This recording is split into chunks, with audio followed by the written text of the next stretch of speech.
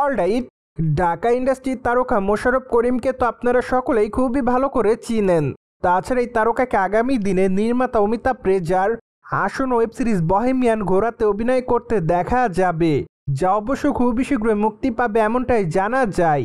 তাছাড়া এখানে অবশ্য মোশাররফ করিমকে একজন ট্রাক ড্রাইভারের চরিত্রে অভিনয় করতে দেখা যাবে। পাশাপাশি সিরিজটিতে মোশাররফ করিমকে আব্বাস চরিত্রে অভিনয় করতে দেখা যাবে। সেই সাথে সিরিজটিতে অবশ্য তার 7টি বউ দেখা যাবে। কিন্তু ঘটনাক্রমে একদিন এক বৃদ্ধের হাত থেকে সুন্দরী তরুণীকে বাঁচানোর পর তার প্রেমে পড়ে যান মোশাররফ করিম। এমনকি একটা পর্যায়ে তাকে বিয়ে করে ফেলেন তিনি। ঠিক এরপরই দেখা যাবে সিরিজটিতে তার জীবনের সবথেকে খারাপ সময়। কেননা মোশাররফ করিম যে সিরিজটিতে 7টি বিয়ে করেছে তার কোনো বই জানে না যে তিনি একসঙ্গে 7টি বিবাহ বন্ধনে আবদ্ধ। কিন্তু যখন তিনি 8ম বিবাহ বন্ধনে আবদ্ধ হন তখন অবশ্য তার সকল স্ত্রীরা জানতে পারে তার এতগুলো বিয়ে। ফলে আপাতত সিরিজের গল্প প্রসঙ্গে নির্মাতারা এমনটাই জানিয়েছে। তাছাড়া সিরিজের গল্পটি শোনার পর এইটুকু বোঝা যাচ্ছে যে মোশাররফ করিমের এই সিরিজটি এবার তার সকল দর্শকদের কাছে নজর কাড়বে।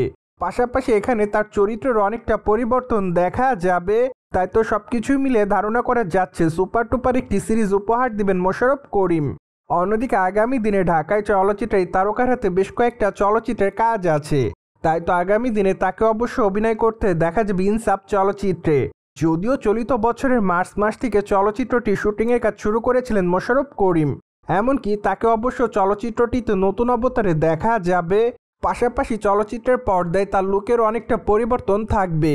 তাই তো বলাই বাহুল্য যে আসন্ন ঈদুল আজহাকে কেন্দ্র করে তার এই চলচ্চিত্রটি মুক্তি দেওয়া হবে। ফলে অনুমান করা যাচ্ছে যে চলিত বছরই ঈদুল আজহাতে তার এই চলচ্চিত্রটি দর্শকদের কাছে ব্যাপক আকারে নজর কাড়বে।